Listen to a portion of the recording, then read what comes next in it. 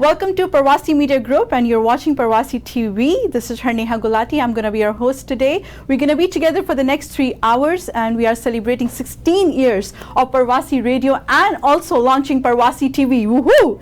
And we have lots and lots of messages from people who are supporting Parvasi TV from all around the world. And with that, we have some special guests and celebrities and dignitaries joining us in the studio. And I'm just so glad to introduce Mr. Ahmed Hussen, Minister of Family, Children and Social Development. So good to have you here, sir. Well, thank you so much for having me once again in Parvasi Media. Yeah, we are going through the COVID crisis, but we're trying to keep our energies up, our motivation up, and thank you so much for making out here and taking time out. So how did you find the journey of Parvasi TV outside? It's incredible. I mean, I've always had a deep amount of respect for Parvasi Media and what they do to inform the community about the important issues, but to see in picture form throughout the history of the 16 years what they've been able to achieve is really incredible. And what is even more exciting is the fact that they're launching a TV section, and I have no doubt that they'll go from strength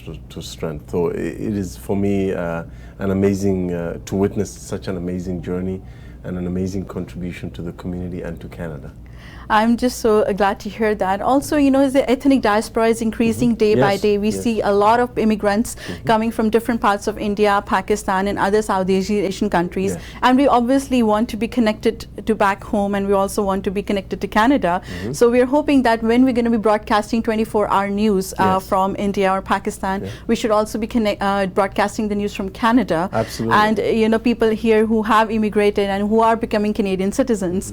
And with that, let me ask you, what do you think is the most important thing right now for the immigrant families that the ministry is working for? Well, on a lot of issues, what we have, our position under Prime Minister Justin Trudeau's government has been to really prioritize people, investing in people first, making sure that we take care of families, that we take care of workers.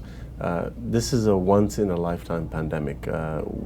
These are extraordinary times, and so we want to make sure that we have the backs of Canadians. And so whether it is increasing the Canada Child Benefit to help people with the higher cost of raising children, or providing the Canada Emergency Response Benefit to help people who have been laid off work or whose jobs have disappeared because of the pandemic, or the Canada Emergency Wage Subsidy, where we actually subsidize the wages of employees. We pay 75%, up to 75% of the wages of employees who are working in these businesses. The focus has been to keep those folks working so that they can continue to provide for themselves and their families. And that has been our focus and will continue to be our focus. And I would say that people do appreciate the fact that we are focusing on them at this very difficult time, and that's what they expect us to do. And they also expect us to work with other levels of government, provincial partners, territorial partners, municipal leaders. Canadians expect us to all work together, and we've been doing that. The back to school time is almost close by, and the Prime Minister has announced a lot of funding for that, for the provincial governments as well. What is your idea? What do you think about sending children back to school at the same time? Because I was talking to one of the teachers, and she said like 56% parents are planning to send and the rest are planning to keep the kids at home. So it's kind of still in the dilemma if they're going to be going full time. Look, I think the priority at the end of the day is the safety of the students, the kids, as well as the teachers. We have to do whatever we can to create a safe environment for them, a healthy environment. And I can relate to this because I'm the father of 3 young boys. Our 10-year-old is going back because we're very confident about the plan that has been presented to us as parents. So we're sending our 10-year-old son back to school. But the other 2, we're still figuring it out. So these are discussions that are happening in almost every household in Canada, of families who have children, including in my own family. So I think the more what we can do together at all levels of government to reassure parents that we are doing whatever we can to keep our kids safe, that's what matters. And keeping our kids safe is non-negotiable. Right.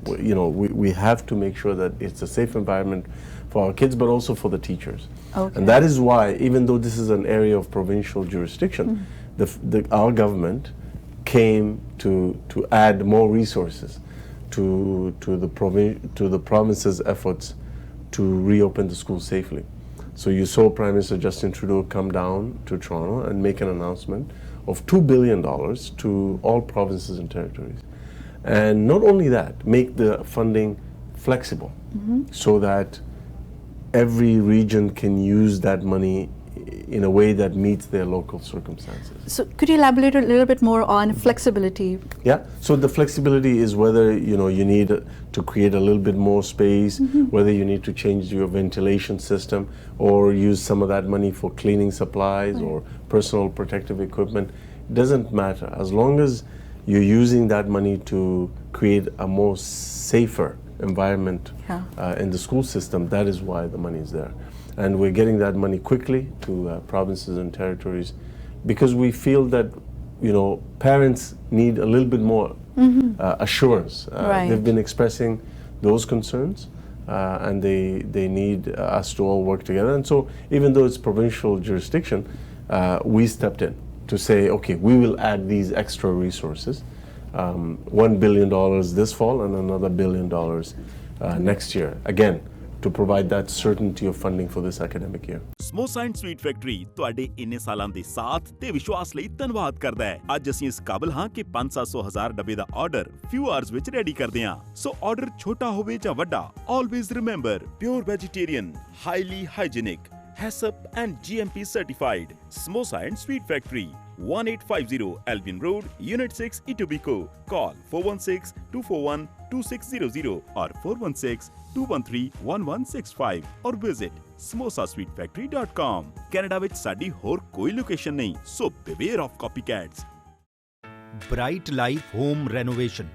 ਤੁਸੀਂ ਨਵੇਂ washroom ਬਣਵਾਣੇ ਹੋਣ ਜਾਂ washroom renovate ਕਰਾਣੇ ਹੋਣ, plumbing, hardwood, laminate flooring, floor tiles ਅਤੇ air vent ਦੇ ਕੰਮ ਲਈ ਪੂਰੇ GTA ਵਿੱਚ ਇੱਕੋ ਹੀ ਨਾਮ, ਬ੍ਰਾਈਟ ਲਾਈਫ ਹੋਮ ਰੈਨੋਵੇਸ਼ਨ। ਵਧੀਆ ਸਰਵਿਸਿਜ਼ ਲਈ ਕੁਲਬੀਰ ਸੱਧੂ ਨੂੰ ਕਾਲ ਕਰੋ 4169707171 416-970-7171।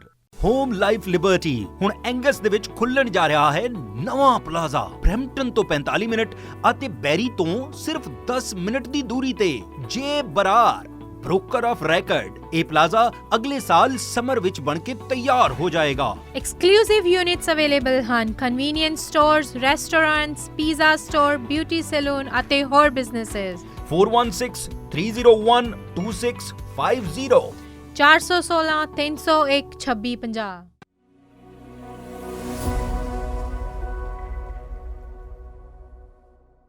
Also, we know that during this pandemic, a lot of seniors have gotten very affected. Yes. They don't have the Absolutely. ways to go outside, get the groceries, get their everyday chores done. And a lot of volunteers are kind of stepping in to help them out. So is there anything by the government that the seniors are eligible for? Seniors we've been prioritizing their safety and security at this time. I mean, this pandemic, people say that the coronavirus doesn't know any borders or any differences in class or religion or ethnicity or whatever. That's correct. That is correct. But it has had a disproportionate impact on the most vulnerable populations. Right. It has had a disproportionate impact on homeless individuals, on seniors who are vulnerable, on Canadians with disabilities, on people who are on the front lines, right? So what we have done is prioritize those populations, and we set up something called the Emergency Community Support Fund, a $350 million fund to help the community organizations that are serving those populations. Okay. Like you said, the volunteers who are feeding the seniors and providing food to them and delivering medication, for example, right? So those community-based organizations are themselves facing pressures because of the COVID-19 situation. So the fund is to enable them to at least continue that work or hopefully even expand their capacity to serve more vulnerable people. So we've done that. The second thing we've done is provided more support to seniors through the old age security Right. payments and the guaranteed income supplement. So we increased that with one-time payments, and the GST tax credit as well. They got a little bit more money through that. And then for the seniors who are working, Right. who were working and who lost their jobs, Oh, okay. many of them are also eligible for the Canada Emergency Response Benefit, which is $1,000 every 2 weeks for this period of time. So again, there's many ways we're supporting seniors, but for the most vulnerable, the Emergency Community Support Fund has made a difference, and I've seen that with my own eyes. Right. A very important question. You know, everybody is traveling to US through through Canada, and people from US are coming to Canada. The borders we open and we keep them closed. What do you think is going to be the status for the next couple of months, say for 2021? Well, to be clear, the border is closed now. Yeah. It's only open for the most essential workers. Right. Either healthcare professionals or truck drivers who are delivering essential supplies from the US to Canada and vice versa. It's not open to regular travelers, it's not open to tourism, it's not open to people like that. Because we're following the health advice of our world-class health experts. And as long as they continue to recommend those measures, we will listen to them.